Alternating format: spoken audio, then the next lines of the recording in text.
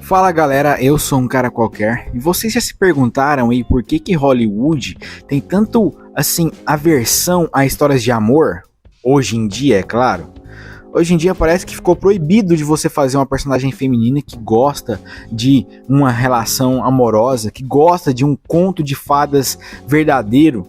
A gente sabe o que está acontecendo em Hollywood, né? As pessoas que hoje estão lá no poder, que são escolhidas para dirigir, para contracenar, para escrever, eles foram inundados com ideias progressistas, né? Ideias da galerinha woke. E quando você tem sua vida pautada em ideologia, o que você pode entregar é simplesmente isso, ideologia, né?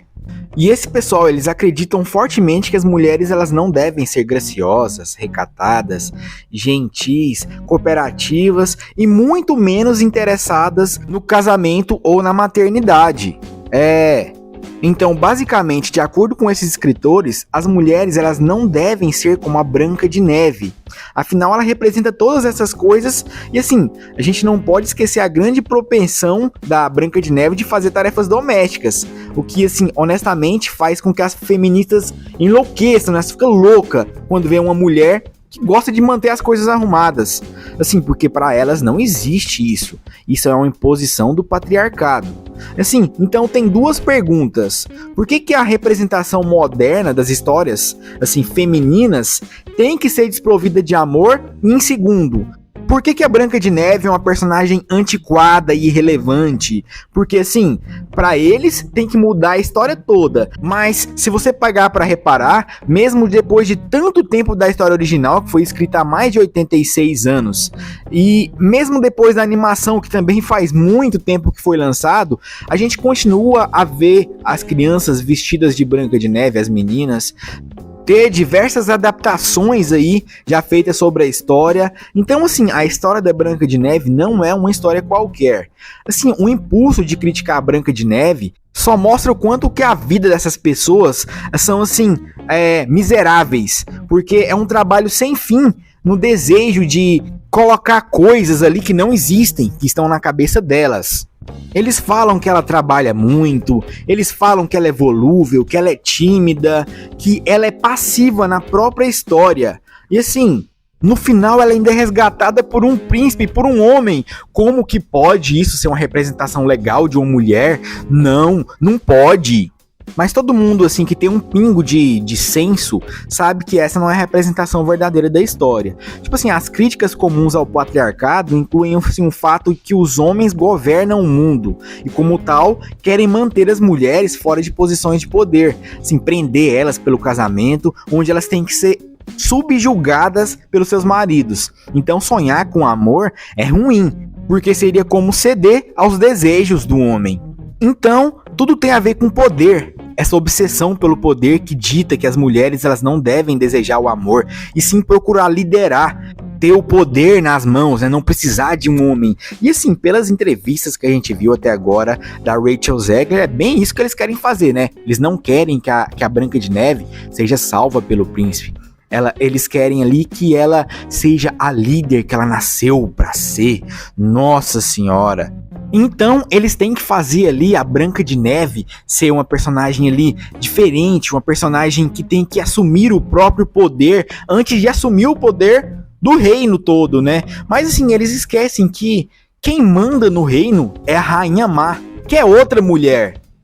Não tem por que você fazer a Branca de Neve a líder, porque todas as mulheres têm que ser líder, sendo que na história já existe uma mulher que é a líder suprema. Desde que o rei morreu, a Rainha Má controla o reino. E eu acho que esse é um problema aí do filme que vai ser lançado.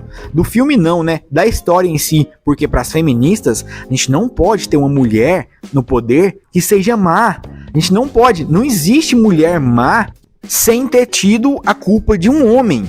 Então, com certeza, a sua maldade será explicada e justificada por ter sido causada por algum homem que oprimiu, não aceitou como ela era, e portanto, assim, deixou ela insegura quanto ao envelhecimento, né, quanto à aparência física dela. A gente não pode ter uma representação feminina de ruindade, né? Ela não pode ser má, simplesmente por si. Ela tem que ter uma justificativa do porquê ela ficou desse jeito. E isso é bem atual, porque assim, para as feministas, todos os problemas que as mulheres têm, elas são diretamente relacionadas aos homens. Tem alguma coisa que o homem fez para ela estar naquele problema. E assim, eu acho que eles querem retratar isso no Branca de Neve. Então provavelmente algum discurso que a Branca de Neve vai fazer no filme vai derreter o coração da Rainha Má, e as duas vão dar a mão ali e descarregarão ali sua ira sobre o verdadeiro vilão da história, que é o homem. Então assim, no final das contas, a Rainha Má só precisava de uma mulher ali para ter ao seu lado, para apaziguar o coração que ela se sentiu oprimida por esse tanto de tempo. Cara, eu não duvido nada que aconteça isso no filme. Então, você não precisa ter dúvida que esse filme vai ser uma propaganda ferrada sobre o feminismo, tá? Não precisa ter dúvidas. E imagina o que vai acontecer quando o filme falhar, né? Quando o filme não tiver a bilheteria, qual que vai ser a justificativa? A justificativa pro fracasso, mais uma vez, vai ser que os homens são machitos, que os homens são sexitos, sabe? Toda aquela baboseira. Eles vão culpar a natureza sexitos do público como justificativa, claro. Mas se a gente voltar para a história real da Branca de Neve, a gente vai ver que a Rainha Má, ela na verdade significa vaidade. E assim, a gente vai ver que o termo mais apropriado para isso é o narcisismo. Ela é narcisista. E a capacidade da Branca de Neve de destroná-la, como assim a mais bela de todas, não é só pela aparência física e juvenil da Branca de Neve. É por causa do interior. A beleza dela aumenta as características físicas. O interior potencializa ali o exterior. E é por isso que o espelho fala que pra Rainha Má, né, que ela tem que comer o coração da Branca de Neve. Não no sentido de comer o coração literalmente, mas sim de se tornar uma pessoa melhor. É claro que a Rainha Má entende errado, né, porque ela é narcisista, ela não consegue ver como uma pessoa pode ser melhor que ela. Então, ela não consegue entender que o que é bonito na Branca de Neve não é a sua carne, a sua aparência, e sim o seu coração. Porque, embora a Rainha Má seja linda externamente, ela é bonita, a Rainha Má é bonita. O seu disfarce revela o seu verdadeiro eu. Quem a Rainha Má é de verdade por dentro. E a Branca de Neve, assim, o que torna ela bela é todo aquele espírito dela.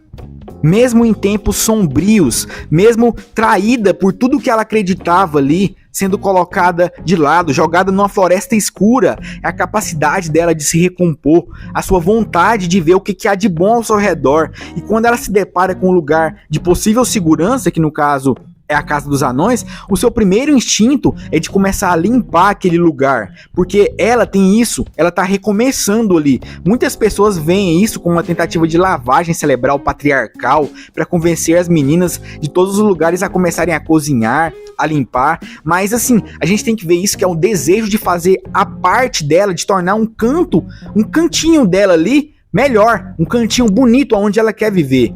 Ela não espera ali do nada ganhar abrigo, ela simplesmente começa a fazer as coisas que ela acha necessário para ter o seu canto, para ter o seu lugar.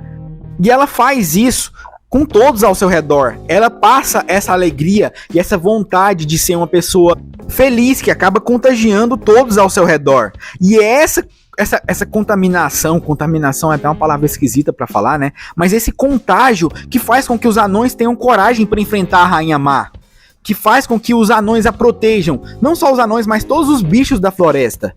Então a Branca de Neve não é uma heroína passiva, ela é uma inspiração para todos ao seu redor, e é por causa dela que os anões ali ganham a coragem necessária para enfrentar os desafios que eles tinham. Então esse tipo de representação feminina é uma coisa que as feministas odeiam, elas não conseguem apreciar, porque assim como a Rainha Má, elas são consumidas pela vaidade, pelo desejo de poder.